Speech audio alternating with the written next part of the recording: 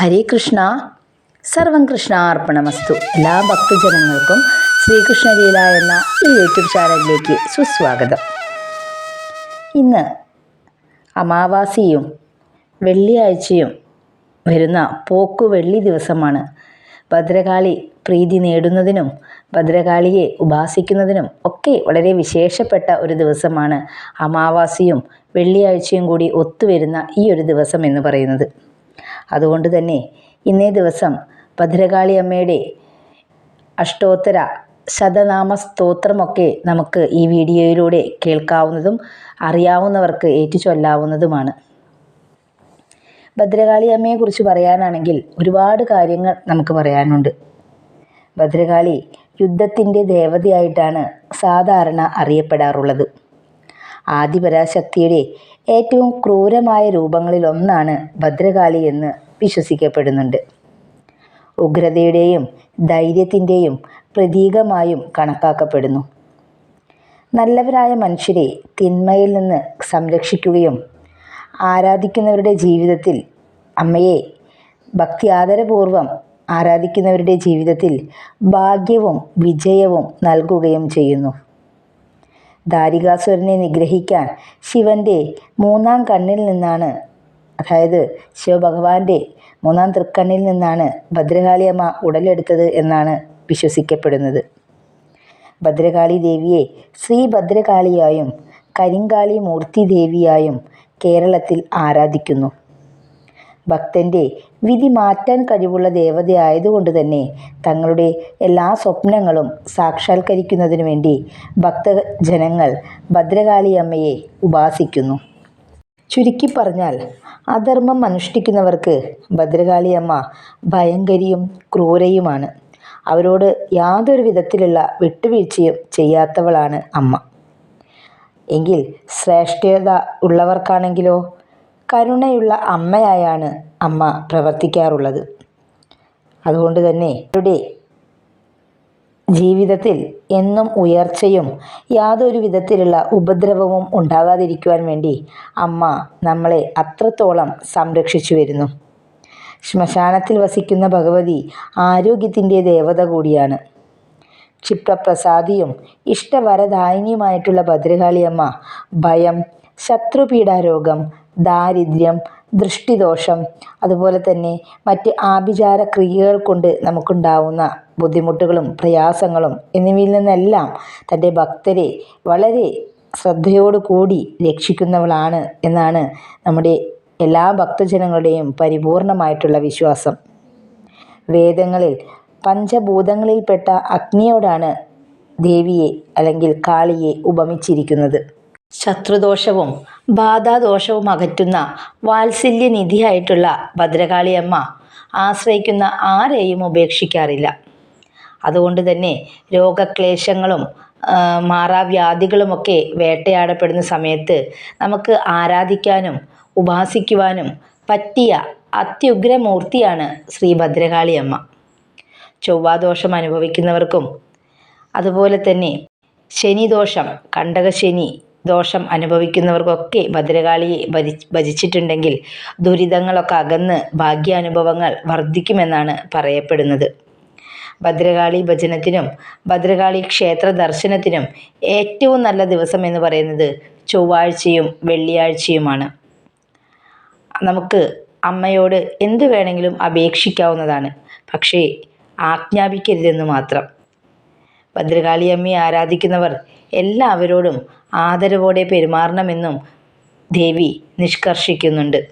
അതുപോലെ തന്നെ ശരീരശുദ്ധിയും മനഃശുദ്ധിയും ഒക്കെ അത്യാവശ്യമാണ്. ഭദ്രകാളി അമ്മയുടെ ധ്യാന ശ്ലോകവും മൂലമന്ത്രവുമൊക്കെ ജപിക്കുന്നത് ഏറ്റവും ഉത്തമമായി കണക്കാക്കപ്പെടുന്നു. കാളിമാതാവിൽ അകമഴിഞ്ഞ വിശ്വാസം നിർബന്ധമാണ്. അതുകൊണ്ട് തന്നെ ദേവി നമ്മളെ പ്രസാദിപ്പിക്കുകയാണെങ്കിൽ സർവ്വ ഐശ്വര്യവും തൊഴിൽ ഭാഗ്യവും ധനവർദ്ധനവും അതിലുപരി രോഗക്ലേശനാശവും ശത്രുനാശവും ഒക്കെയാണ് അതിൽ നിന്ന് നമുക്ക് കിട്ടുന്ന ഫലം എന്ന് പറയുന്നത്. അപ്പോൾ അതുകൊണ്ട് തന്നെ എല്ലാ മഹാമാരികളെയും നശിപ്പിക്കാൻ ശേഷിയുള്ള സർവേശ്വരിയായിട്ടുള്ള അല്ലെങ്കിൽ ആദിപരാശക്തിയുടെ വിവിധ രൂപങ്ങളിൽ പെട്ടിട്ടുള്ള ശ്രീ ഭദ്രകാളിയെ നമിക്കുക വഴി നമുക്ക് എല്ലാവിധത്തിലുള്ള അനുഗ്രഹങ്ങളും ദേവിയുടെ നമ്മുടെ ജീവിതത്തിലുടനീളം ലഭിക്കുമെന്നുള്ളത് പരിപൂർണമായിട്ടുള്ള സത്യം തന്നെയാണ്. അതുകൊണ്ട് തന്നെ ഇന്ന് ഈ ഒരു പ്രത്യേക ദിവസം അമാവാസിയും വെള്ളിയാഴ്ചയും ഒരുമിച്ച് വരുന്ന ദിവസം മാത്രമല്ല, ഈ മകരമാസത്തിലെ പോക്കു വെള്ളിയാഴ്ച കൂടിയാണ് ഈ ഒരു ദിവസം എന്ന് പറയുന്നത്. അപ്പോൾ ഭഗവതിയെ അല്ലെങ്കിൽ നമ്മുടെ ഭദ്രകാളിയമ്മയെ അത്രത്തോളം വേണ്ട വിധത്തിൽ നമ്മൾ പ്രാർത്ഥിക്കേണ്ടത് അത്യാവശ്യമാണ്. ഇന്ന് വൈകുന്നേരം വിളക്ക് കത്തിച്ചു വെച്ച് നിങ്ങൾക്ക് ജപിക്കാവുന്നതാണ്. അതൊന്നുമില്ലെങ്കിലും കാളിയുടെ മൂലമന്ത്രമെങ്കിലും നിങ്ങൾക്ക് ഈ ഒരു ദിവസം ജപിച്ചിട്ടുണ്ടെങ്കിൽ സർവ്വരോഗങ്ങളിൽ നിന്നുള്ള ശാന്തിയാണ് പ്രധാനമായും പറയപ്പെടുന്നത്. ഇന്ന് നമുക്ക് നോക്കിക്കഴിഞ്ഞാൽ തന്നെ മനസ്സിലാവും, എവിടെ നോക്കിയാലും പലതരത്തിലുള്ള രോഗങ്ങളും രോഗാവസ്ഥകളുമാണ് നമ്മളതിനെ ഏറ്റവും കൂടുതലായിട്ട് ബുദ്ധിമുട്ടിക്കുന്നത് അല്ലേ. പണവും പ്രശസ്തിയും ഒക്കെ നമുക്ക് ഉണ്ടാക്കിയാൽ ഉണ്ടാവും, പക്ഷേ ഒരു രോഗിയായി മാറിക്കഴിഞ്ഞാൽ പിന്നെ നമുക്ക് എന്നും ഓരോ ബുദ്ധിമുട്ടുകൾ തന്നെയാണ് ഉണ്ടാവുക. അപ്പോൾ അതുകൊണ്ട് തന്നെ ദേവി അല്ലെങ്കിൽ അമ്മയുടെ അനുഗ്രഹം കൊണ്ട് അല്ലെങ്കിൽ അമ്മയുടെ കാരുണ്യം കൊണ്ട് വല്ലാതെയുള്ള രോഗാവസ്ഥകളൊന്നും നമ്മളെ ബുദ്ധിമുട്ടിക്കാതെ നല്ല രീതിയിൽ ഈ ഒരു ജന്മം കഴിച്ചു കൂട്ടാൻ അമ്മയുടെ അനുഗ്രഹം പൂർണ്ണമായും അത്യാവശ്യമാണ്. അതുകൊണ്ട് തന്നെ ഈ ഒരു ദിവസം യാതൊരു വിധത്തിലുള്ള ബുദ്ധിമുട്ടുകളും വരാതെ അമ്മയുടെ ഈ അഷ്ടോത്തര ശതനാമ സ്തോത്രം നിങ്ങൾക്ക് കേൾക്കുവാനും അതുപോലെ തന്നെ ചൊല്ലാൻ അറിയുന്നവരാണെങ്കിൽ അത് ചൊല്ലുവാനും സാധിക്കട്ടെ എന്ന് ആത്മാർത്ഥമായി ആശംസിക്കുന്നു. അപ്പോൾ നമ്മൾക്ക് നമ്മുടെ അഷ്ടോത്തര ശതനാമ സ്തോത്ര ചൊല്ലുന്നതിലേക്ക് കടക്കാം. ശ്രീ ഭദ്രകാളിയോഷ്ടോത്തര ശതനാമാവലി സ്തോത്രം. ശ്രീ നന്ദികേശ്വര ഉവാച. ഭദ്രകാളി കാമരൂപ മഹാവിദ്യാ യശസ്വിനി മഹാശ്രയാ മഹാഭാഗാ ദക്ഷയാഗാ വിഭേദിനി രുദ്രകോപ സമുദ്ഭൂത ഭദ്രാമുദ്രാ ശിവങ്കരി ചന്ദ്രികാ ചന്ദ്രവദനാ രോഷദാം രക്ഷശോഭിനി ഇന്ദ്രാദീദമനി ശാന്താ ചന്ദ്രലേഖാ വിഭൂഷിതാ ഭക്താർദീഹാരിണീ മുക്താ ചണ്ഡികാനന്ദദായിനി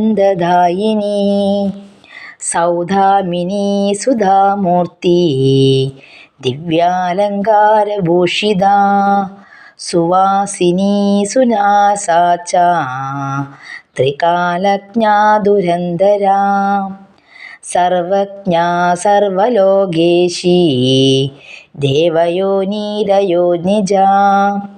നിർഗുണാ നിരഹങ്കാരാ ലോകകല്യാണകാരിണി സർവലോകപ്രിയാ ഗൗരീ സർവഗർവാ വിമർദിനി തേജോവതി മഹാമാതാ കോടിസൂര്യസമപ്രഭാ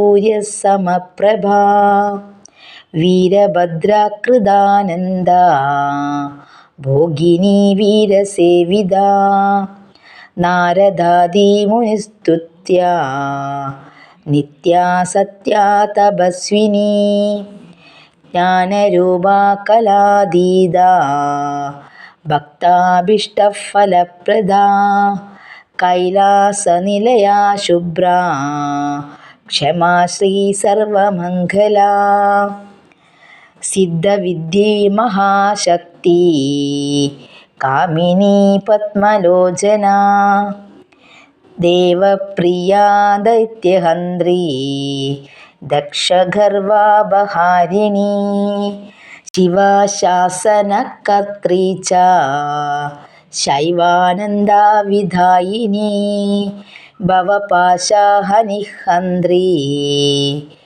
ച സവനാംഗസുഖാരിണി ലംബോദരി മഹാകാളി ഭീഷണാസ്യാ സുരേശ്വരി മഹാനിദ്രാ യോഗനിദ്രാ പ്രജ്ഞാവാർത്താ ക്രിയാവതി പുത്രപൗത്രപ്രദാ സാധ്വി സേനായുദ്ധ സുഖാക്ഷ്ണിണീ ഇച്ഛാ ഭഗവതി മായാ ദുർഗാ നീലാ മനോഗതി ഗേച്ചരി ഗഡ്ഗിനി ചക്ര ഹസ്താശൂലാ വിദാരിണീ സുബാണാ ശക്തിഹസ്താശ്ച പാദസഞ്ചാരിണീ പരാ തപസിദ്ധിപ്രദാ ദേവി വീരഭദ്ര സഹായിനി ധനധാന്യകരീ വിശ്വ മനോമാലിന്യഹാരിണി